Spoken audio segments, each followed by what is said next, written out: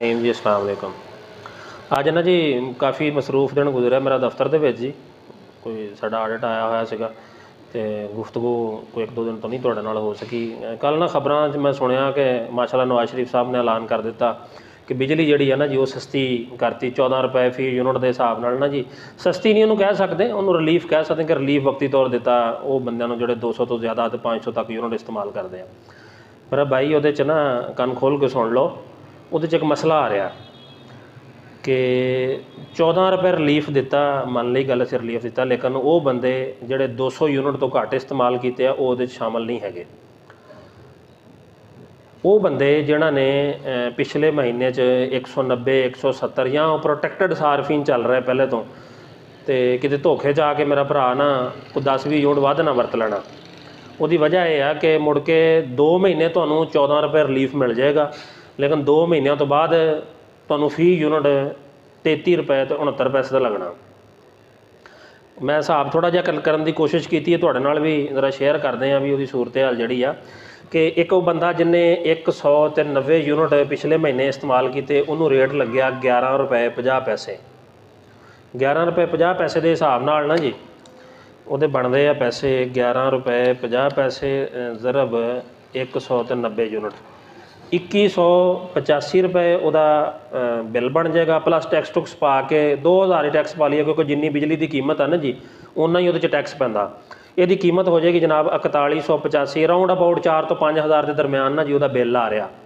ਅਗਰ ਉਹ ਰਿਲੀਫ ਲੈਣ ਦੇ ਚੱਕਰਾਂ 'ਚ ਕਹਿੰਦਾ ਜੀ ਚਲੋ ਜੀ ਮਾਸ਼ਾਅੱਲਾ ਰਿਲੀਫ ਮਿਲ ਰਿਹਾ ਸਾਨੂੰ, 14 ਰੁਪਏ ਬਿਜਲੀ ਸਾਨੂੰ ਸਸਤੀ ਹੋਣੀ ਹੈ ਅਤੇ ਮੈਂ ਰਿਲੀਫ ਲੈ ਲਵਾਂ, ਉਹ 210 ਯੂਨਿਟ ਇਸਤੇਮਾਲ ਕਰ ਲੈਂਦਾ ਗਲਤੀ ਦੇ ਨਾਲ। ਮੈਂ ਇਹਨੂੰ ਗਲਤੀ ਕਹੂੰਗਾ ਕਿਉਂਕਿ ਸਾਡੀ ਹਕੂਮਤ ਖੁਦ ਪੋਂਜੀ ਸਕੀਮਾਂ ਮੁਤਾਰਫ ਕਰਾਉਂਦੀ ਹੈ। ਪੋਂਜੀ ਸਕੀਮ ਮੁਤਾਰਫ ਕਰਾਈ ਆ ਹੁਣ ਤੇ ਕਿਸਮ ਦੀ ਇਹਨਾਂ ਨੇ ਕਿ ਬੰਦੇ ਫਸਣ ਇਹਦੇ ਵਿੱਚ ਹੋਰ ਆ ਕੇ ਵੀ ਅਗਲੇ 6 ਮਹੀਨੇ ਮੁੜ ਕੇ ਇਹਨਾਂ ਦੀ ਅਸੀਂ ਰੜੀ ਕੱਢਾਂਗੇ ਚੰਗੀ। 210 ਯੂਨਿਟ ਜਿਹੜੇ ਆ ਉਹਦਾ ਬਿੱਲ ਆ ਜਾਏਗਾ ਜਨਾਬ ਤੁਹਾਨੂੰ 210 ਜ਼ਰਬ 33 ਰੁਪਏ 69 ਪੈਸੇ। 33 ਰੁਪਏ 69 ਪੈਸੇ ਫੀ ਯੂਨਿਟ ਦਾ ਰੇਟ ਹੋਏਗਾ। 7074 ਰੁਪਏ ਜਿਹੜਾ ਨਾ ਬਿਜਲੀ ਦੀ ਕੀਮਤ ਬਣਦੀ ਆ। 7074 ਦੇ ਵਿੱਚ ਜ਼ਾਹਰੀ ਗੱਲ ਆ ਤੁਸੀਂ ਕੋਈ 4,000 ਰੁਪਏ ਟੈਕਸ ਲਾ ਲਓ, 12,000 ਦੇ ਕਰੀਬ ਨਾ ਜੀ ਬਿੱਲ ਤੁਹਾਡਾ ਬਣੇਗਾ। ਜਦਕਿ 12,000 ਨਹੀਂ ਹੋਣਾ, ਇਹਦੇ 14 ਰੁਪਏ ਦੀ ਤੁਹਾਨੂੰ ਰਿਆਇਤ ਹੋਣੀ ਆ 210 ਮਾਈਨਸ, ਲੇਕਿਨ ਇਹਦੇ ਜਿਹੜੀ ਰਿਆਇਤ ਬਣਦੀ ਆ 14 ਰੁਪਏ ਫੀ ਯੂਨਿਟ ਦੇ 210 ਯੂਨਿਟਾਂ ਦੀ 2930 ਰੁਪਏ ਰਿਆਇਤ ਬਣਦੀ ਆ, ਉਹ ਇਹਦੇ 'ਚੋਂ ਮਾਈਨਸ ਕਰਤੀ ਜਾਏਗੀ। ਲੇਕਿਨ ਇੱਥੇ ਵੀ ਹਕੂਮਤੀ ਪਾਲਿਸੀ ਕੋਈ ਵਾਜ਼ਿਆ ਨਹੀਂ ਗੀ ਕਿ ਤੁਹਾਨੂੰ ਰਿਆਇਤ ਜਿਹੜੀ ਆ, ਜਿੱਦਾਂ ਪਿਛਲੀ ਹਕੂਮਤ ਇਮਰਾਨ ਖਾਨ ਸਾਹਿਬ ਦੀ ਆਈ ਸੀਗੀ, ਉਹਨਾਂ ਨੇ ਇਹ ਗੱਲ ਕਹੀ ਸੀ ਕਿ ਤੁਹਾਨੂੰ ਰਿਆਇਤ ਜਿਹੜੀ ਉਹ ਡੈਫਰ ਕਰਤੀ ਜਾਏਗੀ। ਆਇਆ ਕਿ ਇਹ ਅਮਾਊਂਟ ਡੈਫਰ ਕੀਤੀ ਜਾਏਗੀ ਜਾਂ ਹਕੂਮਤ ਪੰਜਾਬ ਪੇ ਕਰੇਗੀ, ਕਲੀਅਰ ਗੱਲ ਨਹੀਂ ਕੋਈ ਇਹਦੇ 'ਚ ਹੈਗੀ।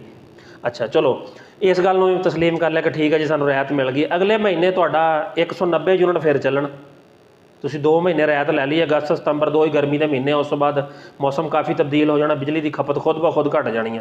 ਲੇਕਿਨ ਜਦੋਂ ਤੁਸੀਂ ਦੁਬਾਰਾ ਪ੍ਰੋਟੈਕਟਡ ਕੈਟਾਗਰੀ 'ਚ ਤੁਸੀਂ ਨਹੀਂ ਗਏ ਹਜੇ, ਤੁਹਾਨੂੰ ਬਿਜਲੀ ਦਾ ਰੇਟ ਜਿਹੜਾ ਲੱਗਣਾ ਵਾ ਉਹ 33 ਰੁਪਏ 69 ਪੈਸੇ ਹੀ ਲੱਗਣਾ ਵਾ 2 ਮਹੀਨਿਆਂ ਤੋਂ ਬਾਅਦ। 190 ਜ਼ਰਬ 33.69 ਰੁਪਏ ਤੁਸੀਂ ਕਰਨੇ, ਕਿਉਂਕਿ ਤੁਹਾਡੀ ਪ੍ਰੋਟੈਕਟਡ ਕੈਟਾਗਰੀ ਜਿਹੜੀ ਹੈ ਨਾ ਜੀ ਉਹ ਖਤਮ ਹੋ ਗਈ ਆ।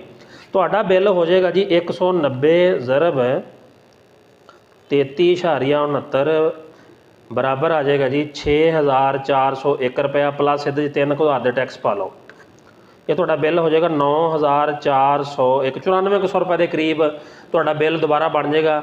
ਕਿਉਂਕਿ ਰਿਲੀਫ ਹੈ ਸਿਰਫ 2 ਮਹੀਨਿਆਂ ਦਾ, ਉਸ ਤੋਂ ਬਾਅਦ ਫਿਰ ਤੁਸੀਂ ਪੁਰਾਣੀ ਲਾਈਨ 'ਚ, ਲੇਕਿਨ ਪ੍ਰੋਟੈਕਟਡ ਕੈਟਾਗਰੀ 'ਚ ਤੁਸੀਂ ਜਦੋਂ ਨਿਕਲੋਗੇ ਤੁਹਾਡਾ ਬਿੱਲ ਖੁਦ ਬ ਖੁਦ ਵੱਧ ਜਾਏਗਾ।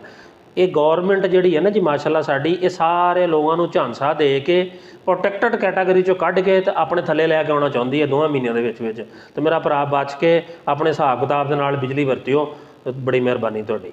ਅੱਲਾ ਹਾਫਿਜ਼।